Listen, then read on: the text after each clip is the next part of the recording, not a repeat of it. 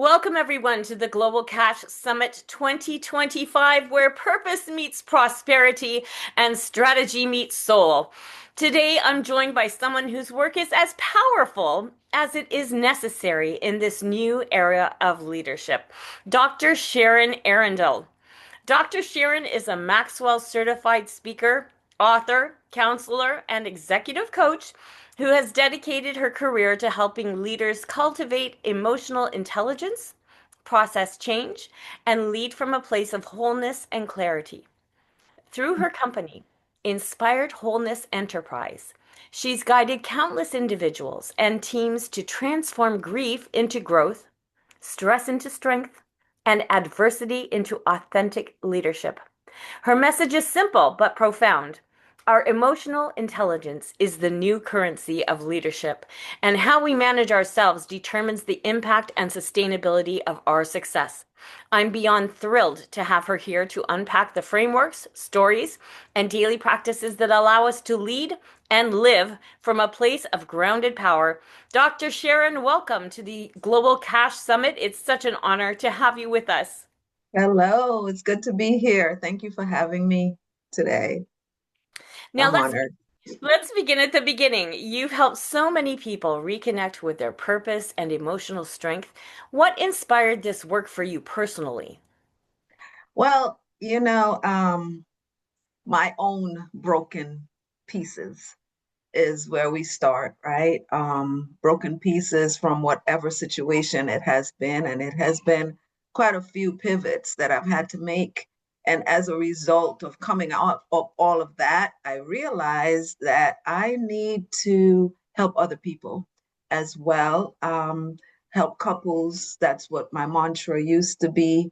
Now it's mostly women or anybody that just needs to get from a place of being floored to a place of flight and understanding that flight is where you need to be because when you're flying, you're free.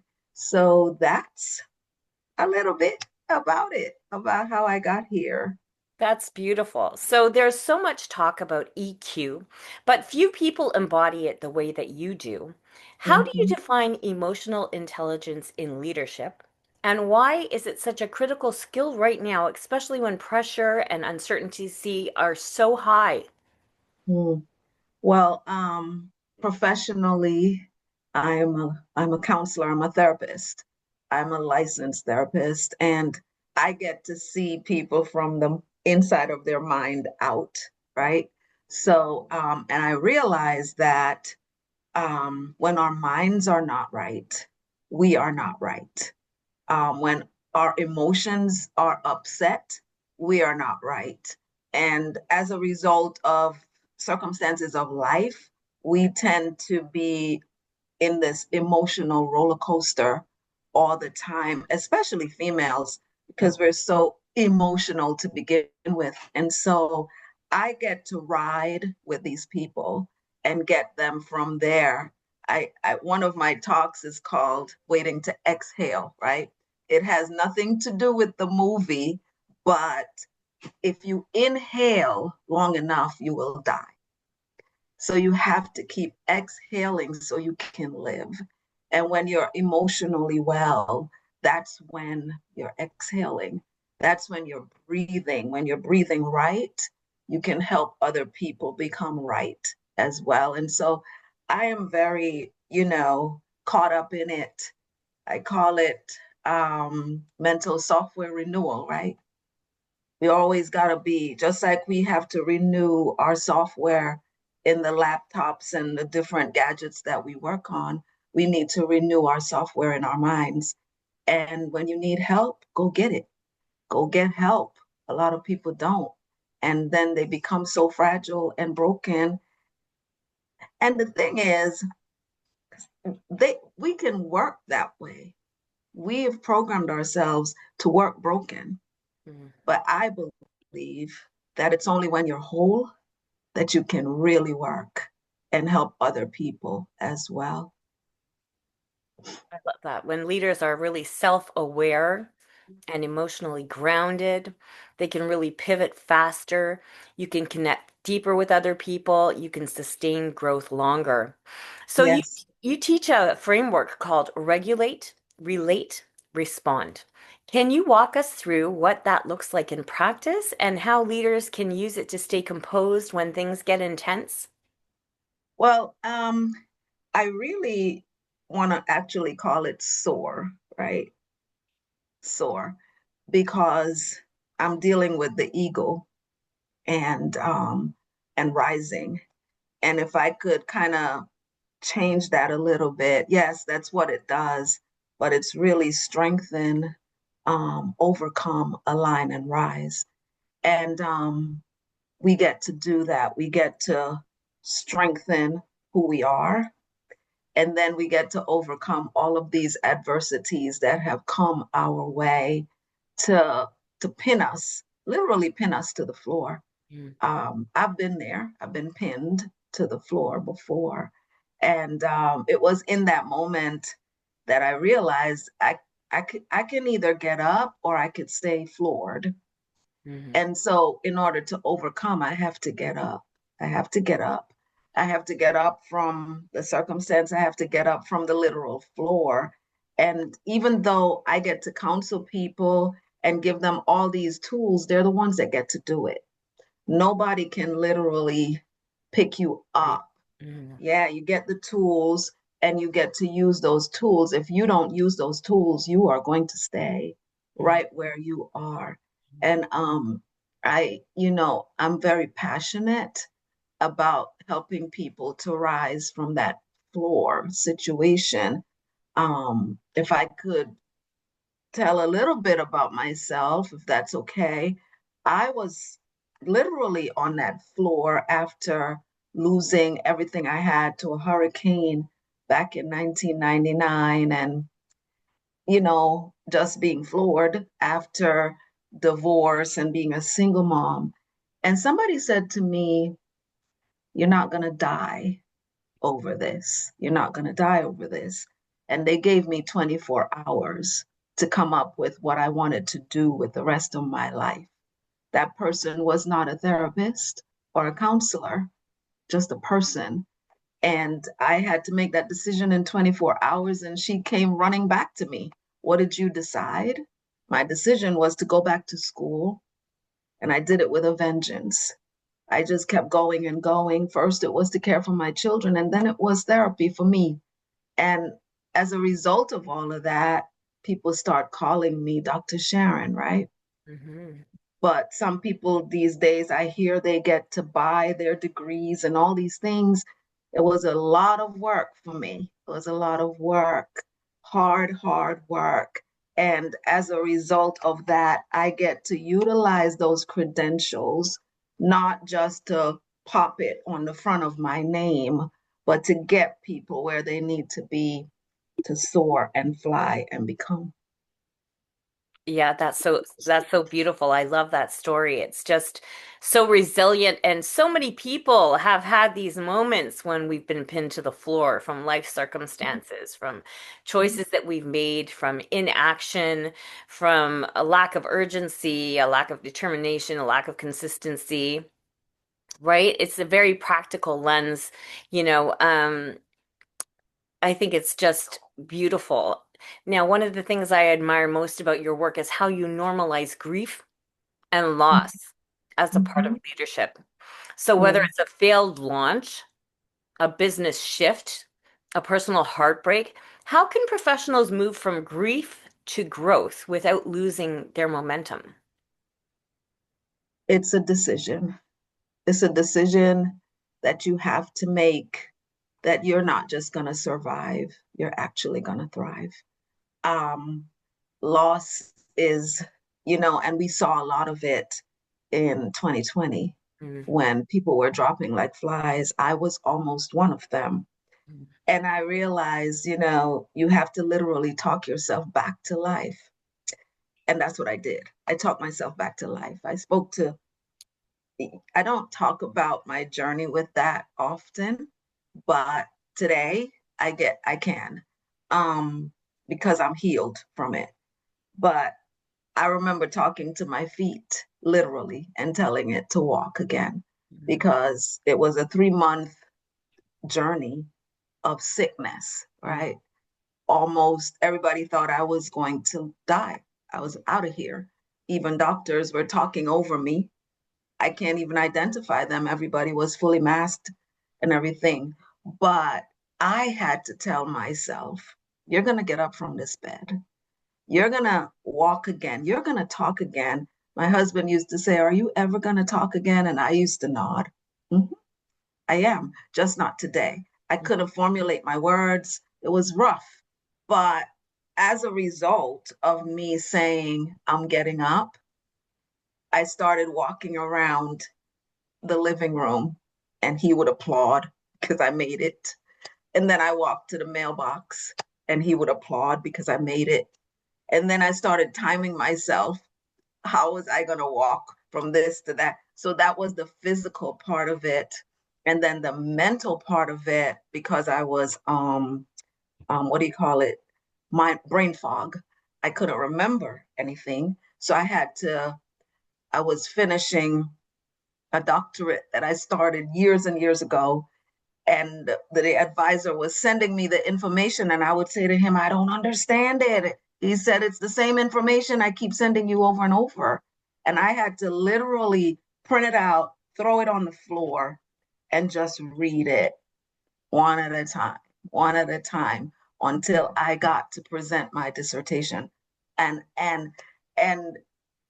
I am one of those. I don't need to tell you about you. I could just tell you about me. I am one of those who got up, spoke to myself. You got to speak to yourself over and over. Even if it's out loud and people think you're crazy, you know that if you don't speak to yourself, that's when you're going to be crazy. So I spoke to myself over and over, over and over, over and over. Get up, girl, get up. You got to get up. You got to get up. Even when you don't feel like it, you got to get up. And after that 3-month journey, I got up. I became a designated survivor. Mm-hmm.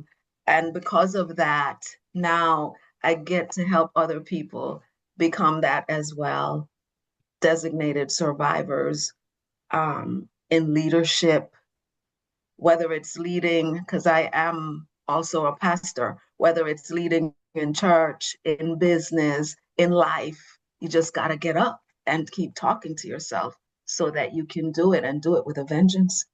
So incredibly inspirational. And I loved how, I don't know if everybody else has noticed, but it all comes down to personal leadership, personal accountability. It is up to you. If it is going to be, it shall be through me, and that's it. No one Mm-hmm. is coming. Superman ain't coming with his cape to save you. You got to save yourself. And as Mm-hmm. entrepreneurs, we have that responsibility to figure it out and just Yes. make it happen. Yeah. And just take those baby steps one at a time. Now, you often talk about alignment, about leaders operating from values instead of exhaustion. So, what are the daily habits or mindset shifts that help maintain that alignment? Um, for me, I don't know who I'm talking to. I really don't. But for me, it's aligning with God, right? Some people say soar, whatever. I align with God first. And after that, it's become so easy to align with myself and align with the world because as soon as your feet hit the ground, there are distractions everywhere. There are distractions everywhere. And this room right here, this is my office, right? So I get to sit here in the morning and align. And I just keep doing that. And then the day slaps you in the face, and you still have to say, okay, I'm old school because I'm not that young anymore. So I write everything down physically, write everything, and I go through it. Some days I make it, some days I don't. But if I don't, I carry it to the next day because I know that there isn't more than 24 hours in a day. And whatever I don't process in 24 hours, there's another 24 hours coming if I'm still standing Mhm. topsoil that I get to continue. And that's the way that you get to not stress about it. Mhm. We stress about it because we try to do everything in that 24 hours. And what we do is we overschedule. If anybody is like me, overschedule everything, and you get to the end of the day. And I used to go, oh my gosh, I didn't do that, and I didn't do this, and then you start almost losing it, you know. Mhm. But as a result of the aging process Mhm. and wisdom, I get to just, my daughter says, wow, mom, you're so smooth now. And I say, yes, I am. You don't seem to worry or fuss over anything. I say, yeah, because I know that that's what takes people out early. Mhm. So now, if I could tell anybody anything, don't stress over the 24 hours, you know, just make it happen, do the best you can, and move to the next. Put the most important things at the top Right. and the least important things for those 24 hours at the bottom, and just walk your way through it throughout the day. And if you're like me and you work from home, mm, that could get a little tricky, Yeah. but it still can happen every day. Yes, well, Shanda Sumter is a great mentor of mine and friend, and I worked with her for many years. And she often had us doing P1, P2, P3. So your priority one, your important things that must get done. Your P2, okay, they need to get done, but P1 has to happen first. And then P3 is if they don't happen today, we're not going to have a heart attack about it, but Right. try to stay focused. Yes, that's Yeah, sounds good to me. And that's that's what I right. do. Yeah. That's what I do. Especially in this age of constant motion, it's the pause, the reflection, these intentional check-ins with ourselves that really keep ourselves grounded. So, could you share a story, maybe from your coaching or workshops, where someone applied these principles and truly transformed their leadership or life? Um, I have a program. It may be the least to some, but it's big to me. It's called the Birthing Room. And I work with women every Thursday evening at 7:30 p.m. for an hour. And they come, and I, taught them through the process of either birthing or rebirthing visions and dreams and different things that, they bump into. And recently, we had a big hurricane in Jamaica, which is where I'm from. And I gave an assignment before the hurricane even happened. I gave an assignment for them to do something amazing out of their wheelhouse. And last Thursday, one of those ladies came back and she said, well, I listened to you, Dr. Sharon. And I told her, because she's always afraid to write posts because she says she writes the way she speaks and it doesn't come out well. And I said, well, we do have Chat GPT, Mhm. so let it help you. So she said, I did that, and I wrote it in my language, and then you're right, it does turn it into something amazing. And I posted it everywhere. And I asked, you know, in her secret place, she wanted 50 of everything so that she could help 50 different individuals in Jamaica. And people started coming to her garage Mm, and putting stuff in her garage. mm. And she showed, this was her homework assignment, right? So she's giving us a view of her homework. She took us to her garage and it was full Amazing. of stuff. Mhm. And yesterday she got to ship all of that stuff to Jamaica. And, I don't take credit for that. She gave me credit, but she's the one that did the assignment. And what it did for her, it changed her life. And it It will changed. impact the lives of others. It will Yes, absolutely yes, change the lives of others who need yes. support right now. I love that. I love that she took that resilience Mm-hmm. And it was like a practiced skill. She had to learn how to practice what she was being taught how to do. And Yeah. she actually went for it anyway, even though she was scared, she went for it anyway. And Mm-hmm. she took action. And when she took action, it created an incredible result. And now she's going to be impacting the world in such an amazing way. That is incredible. So let's, And that's part of the program because I have them look up their gifts. mm, And her main gift was giving and encouragement. And she wanted, that was the assignment. Your main gift, do something that applies to your main gift that you have. yeah. And so that's what she did. And it makes it our self-esteem. Mhm. When we do that, when we tap into our gifts and we actually use our gifts for good, and it makes us feel valued. We feel valuable because we're sharing what it is that we know is very specific to us. So, what do Absolutely. people often misunderstand about being resilient or emotionally strong? What myths need to go out the window? Um, well, since I deal mostly with women, I'm gonna say the S on our chest that says superwoman. We Mm, got to get rid of that. Got to get rid of thinking that you are all things to all people. Find where you fit. Like I said, find your gift. Where do you fit? And kind of stay in your lane. Stay in your lane and stop jumping into other people's lane because you interrupt traffic when you do that. Just stay in your lane. My lane is teaching, um, speaking, and sometimes I get to counsel people. Mostly I coach. So I stay in my lane, and for a long time I couldn't figure out what was my niche. Who am I called to? And at first it was couples, and now it's mainly women.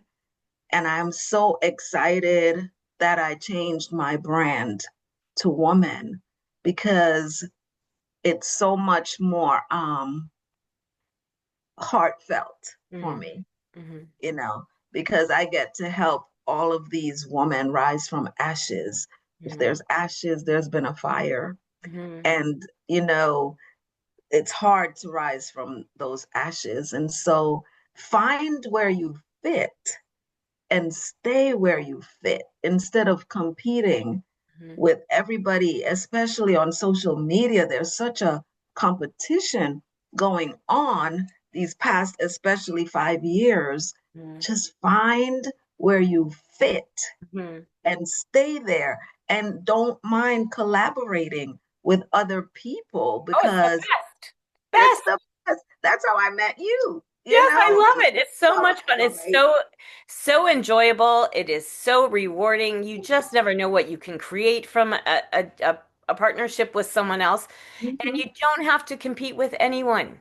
Yeah, I love that you say to stay in your lane. So, when I think about that, I think about when I graduated from university with my third music degree. I thought, well, I could teach at university, and someone did come to me from one of the universities and asked me to apply for a teaching position as a professor at one of a very major university. And in my heart, I was flattered, of course, but I said no, actually, because I Mhm. was enjoying working with younger people, which I just love. And Mhm. I am so passionate about working with them that I really stayed true to that. And I'm so glad I listened to my voice. I mean, my life would have been totally different had I not.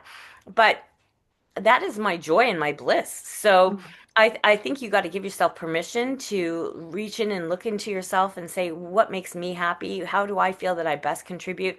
And then just stay in that lane and really go for it 100%. And doors get open when you stay there. Mhm. Um, I'm a former fashion designer, New York girl, right? And the desire was always to take my designs to Paris, um, and do something amazing in Paris.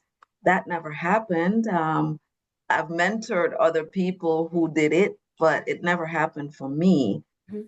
And but when I started speaking, I ended up in Paris speaking, right? because I was in my lane Mm, and speaking to people I had never met. The host of the conference called me a silent storm. mm. And I said to my assistant who was with me, I said, does she know me? She says, no, she doesn't. You're on assignment. Just go, just do what, and you get up and you speak and you encourage all of these people right there in Paris, France. And then you get to tour Paris. I stayed in my lane. And because I stayed in my lane, that opened for me, not in the way that I thought it was going to, but in a totally different way. And that Paris trip allowed me to collaborate with other people, meet other people that I'm still collaborating with today. So it was all leading to this road, you know? Yeah. Yeah. Sometimes we think of these things as failures, right? We think of them as failures. We had an intention to do something or have a certain part of our career or whatever, and it doesn't happen for whatever reason. Maybe Mhm. life circumstances come in, and then we make a series of decisions, and then ultimately that opportunity leaves, right? It's not Mhm. there anymore. But then you're given another opportunity. As you said, these doors open and you get to choose which one you get to step through. And Mhm. I think all of our decisions, they're not failures. Even when Mhm. we think something is a failure, it's not. It is Mhm. a stepping stone to where we ultimately get to be. The Mhm. women and the men that we get to choose who we get to be, we figure it out as time goes on. So, for you, it was fashion designing, you know. For me, I wanted to perform all over the world, with my opera Mhm. singing career. But there came a time when I was like, my mom had a stroke. What do I want to do? Do I want to put her in Mhm. a nursing home? She doesn't deserve that. Would I be happier in a hotel by myself, getting applause, for a period of 5 weeks and getting paid really great money, but knowing that I had put my mom in a nursing home where she would be Mhm. miserable, is that going to make me happy? No. It was much, Mhm. much happier for me to take on the responsibility and the privilege of keeping her with me and giving her a quality of life to the end. And I Absolutely. cherish every single moment, and I never regret that I made that decision, even to this very day. And prior to that, though, my life was only career, career, career. But I believe I made the right choice. And I know that if I stood in front of God today, I know I did one thing right, and that was honor my mother. That's right. So I feel Mhm. very good about that decision. So I think people need to give themselves the permission to have these failures and to recognize them really as not failures, but of stepping stones to the path of where they get to be. So if we have someone Mhm. who's listening right now and they're in the Mhm. middle of a hard season, a big change for them, a loss or leadership fatigue, what three actions should they take in the first 72 hours to really begin regaining focus and confidence in themselves? Um, press um press restart. You know, it's okay to restart. And when I say that, so I've restarted, reinvented myself so many different times because I had to. So don't give up on the dream, you know, switch gears in the dream. A lot of people refer to me as a disruptor because I don't mind disrupting the status quo. Um, so be a disruptor. Become a person that when you walk in the room and people ask, who is that? You get to tell them who you are. But first, you have to know who you are. And I always refer to the movie The Lion King when Mufasa said to Simba, remember who you are. Simba was out there with all the other little peasants when he was actually the king of the jungle. You are the king or the queen of your jungle, but you have to remember who you are so you could go back to your jungle and do what you were called by God to do. He created all of us for something amazing. And if you don't do it, somebody else is going to do it. But I choose to know who I am. And whenever I'm asked who I am, I tell people I am authentically made by God. He didn't miss a stitch when he made me. I may have missed a few stitches, but he did not. And so if I want to come out as who I'm supposed to be, I have to know who I am. I'm authentically me. Be authentically yourself without trying to please the entire world.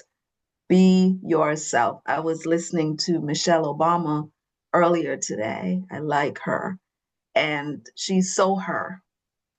And whether in the White House or out of it, she's so her. And she was saying something even about the way she dresses, the way her hair looks. And when you're in the public eye, everybody notices everything about you. But at the end of the day, if you're doing it to be you, you don't have to care Mm-hmm. about what everybody else is saying or thinking. So you have to learn how to be authentically you. I don't know if that's three things, four things, or five, It's but beautiful. It's the perfect amount. It's just what we needed to hear in this moment. So before we wrap, I know that you've prepared a beautiful resource for our attendees, the Birthing Room Mastermind Preview Experience.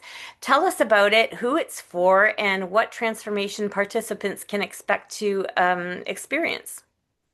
well, the birthing room, first of all, it's for Christian women, um, you know, to find their way back to their visions and their dreams. So I become the virtual midwife, and I get to midwife all these women to give birth.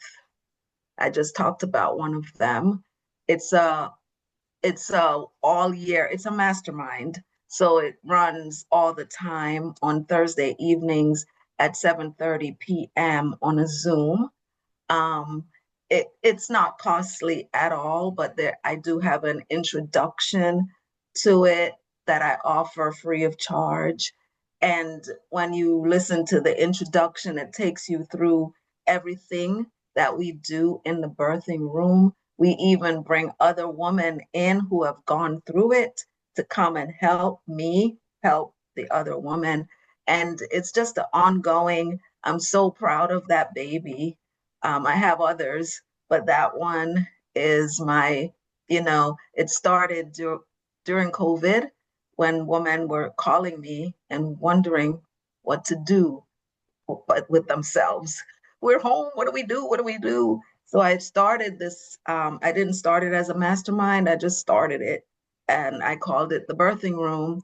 And then about 3, 4 months ago, it was revised as a mastermind, and I get to take people through the actual physical birth from seed to all the things that happens in the womb, and I do it from a spiritual point of view as well, from seed all the way to birthing your gifts, your dreams, your talents, all the things that you've sat on for so long that you can't even remember what they are.